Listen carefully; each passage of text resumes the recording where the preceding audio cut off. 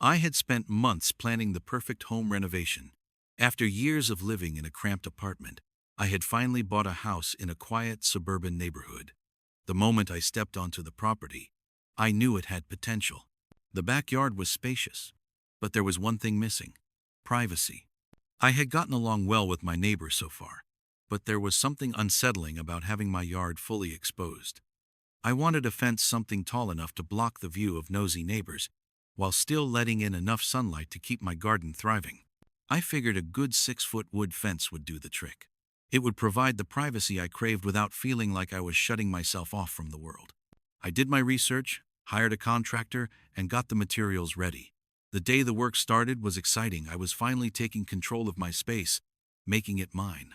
The contractor arrived early in the morning, and we began setting up the posts. Everything was going smoothly, and I was thrilled to see the fence starting to take shape. But as the sun climbed higher in the sky, I noticed her, the woman I had been warned about, Karen. She was standing across the street, staring directly at me. At first, I thought she was just a curious neighbor, but when she marched over to my front yard without saying a word, I knew something was wrong. I hadn't even had a chance to greet her before she opened her mouth. "You can't put that fence up," she said, crossing her arms over her chest. I blinked. The next few days were a blur of uncertainty and anxiety. The contractor continued working on the fence, despite Karen's threats, but I knew that it was only a matter of time before the HOA got involved. Karen was relentless, and from the look on her face when she walked away, I knew she wouldn't let this slide. I tried to push the thought to the back of my mind and focus on the fence, but the nagging feeling never left. Then, 3 days later, I got the email. It was from the HOA office, and the subject line was simple: Notice of Violation, Fence Construction. I opened it immediately, already knowing what it would say. "Dear Your Name, we are writing to inform you that your recent construction of a fence on your property at your address is in violation of the HOA guidelines. Specifically, the design and height of the fence do not meet the approved specifications for the community. As per the HOA rules, all exterior modifications must be pre-approved by the board. It appears that you did not submit your plans for review prior to construction, which is a violation of the community's rules. Please contact the HOA office immediately to discuss how we can resolve this matter. Failure to comply may result in fines or further action. Sincerely, the Homeowners Association." I stared at the screen in disbelief. How could this happen? I had done everything by the book. I had consulted the HOA guidelines, gotten the necessary permits, and followed all the required steps. Yet somehow, Karen had convinced the board that I was breaking the rules. I couldn't help but feel betrayed. I picked up the phone and dialed the number on the email, my hand shaking. A woman with a pleasant but slightly robotic voice. The days dragged on after I submitted my appeal, each one feeling like a lifetime.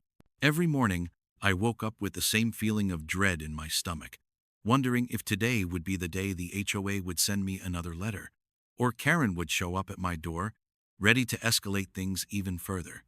But all I could do was wait and prepare for whatever came next. I wasn't backing down, no matter what. As promised, the HOA scheduled a hearing to review my appeal. The meeting was set for a Wednesday evening, and I spent the entire week leading up to it preparing my case. I gathered more evidence, printed out additional photos of my fence, and made sure I had everything in order. I wasn't just going to show up and hope for the best. I was going to go in there armed with facts, evidence, and a determination to protect my home. When the day finally arrived, I couldn't help but feel a mixture of anxiety and anger. I had no idea what to expect at the hearing, but I was ready for a fight. I arrived early, walking into the HOA office with a stack of paperwork in my hand. I was greeted by Linda, who was as pleasant as always but had a knowing look in her eyes. She led me to a conference room where the HOA board members were already seated, waiting for the hearing to begin. There were 5 of them, 3 men and 2 women, all dressed in business casual attire, sitting around a large table. They looked at me as I walked in, and I could sense that they were already leaning toward siding with Karen. After all, she had been the one to file the complaint, and I was the one trying to overturn the decision. I set my papers down on the table and took a seat at the head of the table. The board members introduced themselves, and the room fell silent as the meeting officially began. The first board member, a man in his late 40s, spoke up. We're here to review the appeal submitted by Mr. Your Name regarding the fence construction on his property. Karen, would you like to present your concerns first? Karen stood up, her face as smug as ever. Thank you, she said, her voice dripping with superiority. I brought this issue to the board because the fence doesn't meet the standards of our community. It's taller than what's allowed, and the design is not in line with the other homes on the street. I've received multiple complaints from neighbors about the fence being an eyesore and an invasion of privacy. I simply wanted to ensure that the rules are followed. I clenched my fists under the table, but I didn't say anything. Karen's words were full of exaggeration and half-truths.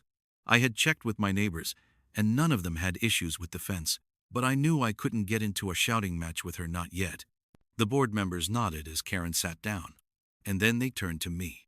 Mr. Your Name, would you like to present your side? The same board member asked. I stood up, feeling the weight of the moment. This was my chance to finally explain everything and show the board that I wasn't the one in the wrong here.